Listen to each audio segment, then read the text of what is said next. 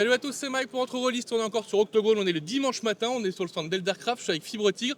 Comment ça va, Fibre? Le troisième jour, c'est dur. Hein. C'est dur, on est Hier c'était infernal. Je t'avoue que ce matin, j'en ai pas envie. Ouais. On est là puisqu'on a présenté récemment Hydre, chasseur de monstres. Incroyable, c'est trop bien. Ouais, Je et suis pour content. le coup, alors moi ça faisait un petit moment que je l'avais pour l'anecdote, et je l'avais pas lu parce que je connaissais pas. Ouais. Et donc je l'ai lu au fur et à mesure, et puis je m'y suis pris, et en fait j'ai trouvé ça assez excellent. Donc je vous renvoie vers la critique qu'on a fait, sincèrement, mais je trouvais ça fluide. L'écriture, j'ai trouvé ça fin, sincèrement. Et ce qui m'a beaucoup plu, c'est tous ces trucs qu'on picore en fait dans Merci ta beaucoup. campagne.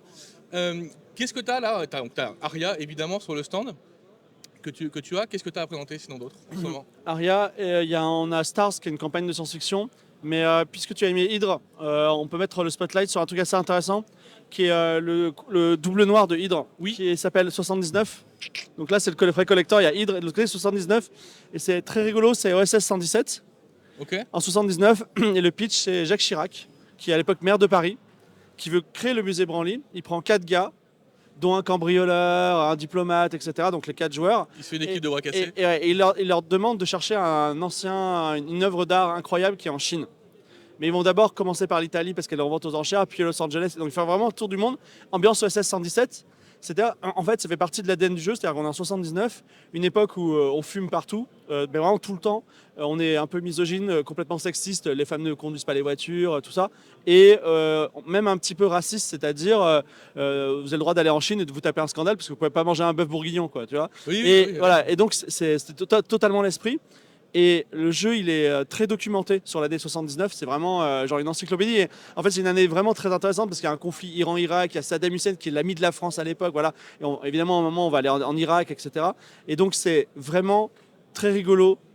L'actual play, il a à mourir de rire. Il y a beaucoup de gens. Je crois que Dragan Ristic, qui est l'ancien président de la FFJDR, c'était son actual play préféré parce que vraiment, c'était historiquement précis, mais aussi très très drôle. Mhm. Et donc, je le conseille à tout le monde. Et il est beau comme Hydre, magnifique. Voilà. Et alors du coup là, c'est Ça, c'est un coffret collector qui relie les deux, mais sinon, il est en vente tout seul. il est en vente unique. Il y a Voilà. le bouquin seul, mais alors pas de rapport avec Hydre. C'est Alors, il y a un petit rapport, en fait, parce que Hydre, on a 40 jours pour sauver le monde et aller à Babylone. Et à un moment, on passe du côté de l'Irak, Saddam Hussein, et il y a Babylone. Donc, il y a un mini crossover, mais c'est pour les gens qui veulent faire le délire. Mais sinon, on est encore dans cet esprit voyage et totalement, et ouais. péripéties En fait, où on traverse le monde et les cultures. c'est 2 livres qui ont été écrits et pour des actual plays qui se sont passés pendant le Covid. Oui. Et en fait, pendant le Covid, il y avait 2 choses, c'est qu'on ne pouvait pas voyager et surtout, on était en déprime totale. Donc, les deux, c'est humour et action et voyage. Et c'est ce qu'on disait sur la présentation que j'avais faite. Du coup, j'avais fait un petit historique de Hydre, où donc c'est un actual play pour le Figaro, je crois, là-bas, donc quelque chose comme Oui, ça, c'est ça.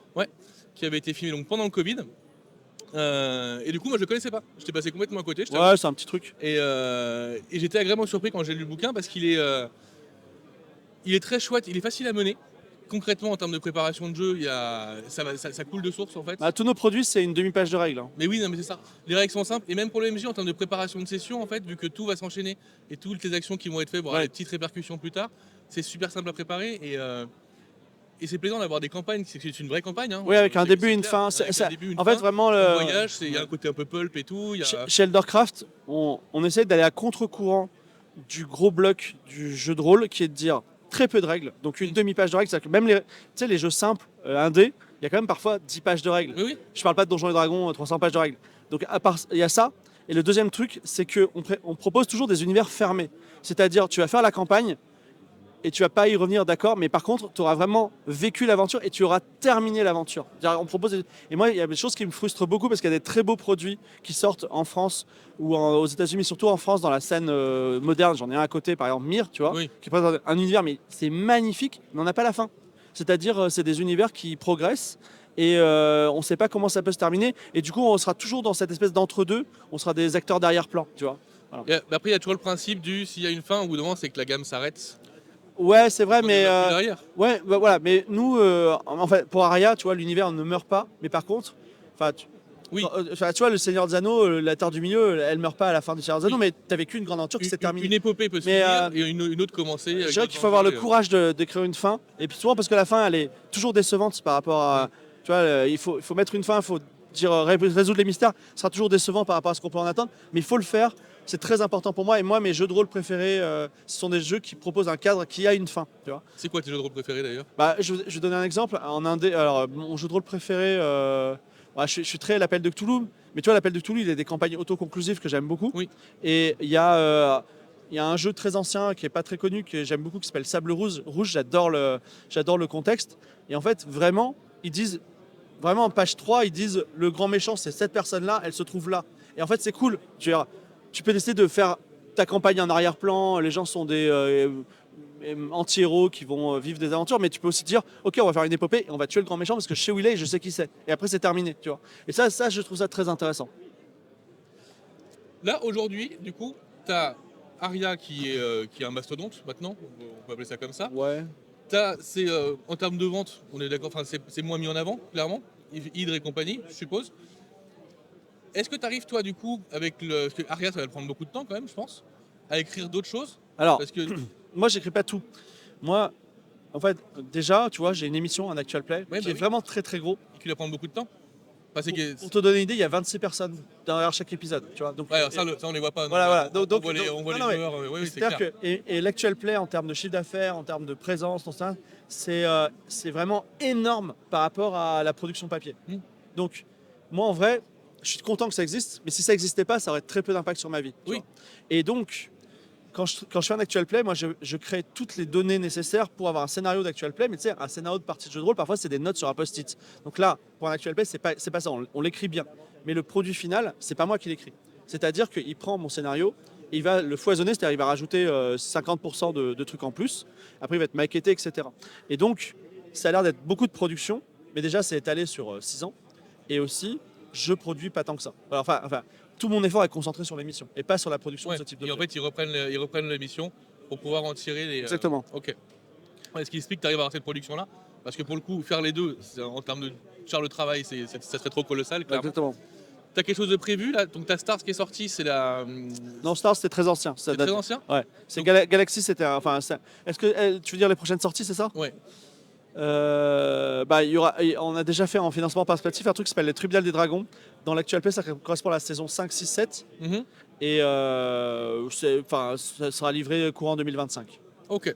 Voilà. C'est une campagne fantasy très cool. Et le financement, il est en cours là? Il a été fini il y a, Ah oui. il y a presque un an. D'accord, parce que là je voyais rien d'actualité sur le. Non, il y en a. On peut pas faire des financements tout le temps. Et voilà. Oui, bah, c'est clair. Puis ça, il y en a quand même déjà beaucoup les financements, clairement. Ouais. On peut pas les faire tout le temps. Ok. En tout cas, moi, ce que j'ai beaucoup aimé, je vais être très clair sur Hydre aussi, c'est que donc moi j'ai regardé ton actual play Merci. Game of Thrones que j'aime beaucoup, qui me fait beaucoup rire. Je trouve que il y a une complicité entre ce que tu arrives à faire avec tes joueurs et les décisions qu'ils prennent à chaque fois. Et je me suis toujours dit que c'était un actual play où c'était un peu une grande ligne droite quand même. Et j'avais du mal à voir des fois les choix que faisaient les personnages parce que c'est très fluide en fait ce que vous faites. En même temps, c'est normal, on fait de la vidéo, on fait pas non plus. Et en fait, ce que j'ai aimé, alors même si c'est pas toi qui as écrit peut-être tout l'ouvrage, c'est qu'en fait, on retrouve dans Hydre la façon que tu as de mener en fait, où en fait tu te rends compte que c'est plein de petits micro-choix qui sont totalement invisibles, qu'on voit pas en fait quand on regarde les actual play, mais il y a quand même des petits micro-choix et des choses comme ça qui sont plutôt intéressantes. Et moi, j'ai trouvé l'écriture très fine, sincèrement.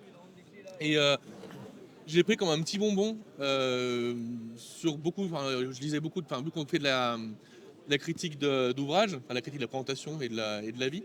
Je lisais beaucoup de trucs à ce moment-là qui étaient un peu plus lourds, un peu plus massifs. Et avoir cette campagne-là qui est facile à faire jouer, que tu as envie de faire jouer parce qu'elle parle tout de suite, les référents culturels ils sont posés directement, on voit où tu veux aller. Il y a une espèce d'esprit Jules Verne et en même temps aventure.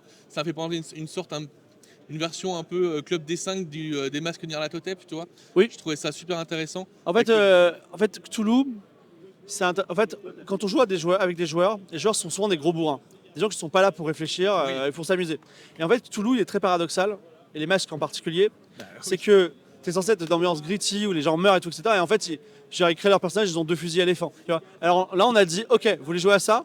Vous avez droit à des bâtons de dynamite infinis, allez-y. C'est Ouais. ça. De toute façon, c'est des dieux, tu vois. Donc, c'est la version décomplexée des masques Nyarlathotep. Moi, c'est comme ça que je l'ai lu, c'est ce qui va sauter aux yeux, quoi. voilà. En fait, c'est les masques, c'est pas écrit comme ça, mais les gens la jouent comme ça. Ouais, exactement. Ultra pulp, ultra. Et là, du coup, c'est décomplexé. Et puis, il y a tout ce qu'on s'attend à voir, quoi. Il y a la croisière, il y a Exactement. les passages en Italie, les marchés noirs, Ouais. voilà, les vampires, les loups-garous. Il y a de tout dedans. Voilà. Donc, c'est vraiment intéressant. Merci pour ton boulot, en tout cas. Merci Félicitations. entre rôlistes, vous êtes Je te super. souhaite vraiment une bonne fin de salon. Bon courage. Allez, plus que quelques heures. On est libérés. C'est super. Merci beaucoup. Merci pour le temps que tu nous as Bonne accordé, en journée. tout cas. Au revoir. On fait des gros bisous. Ciao, ciao, à bientôt.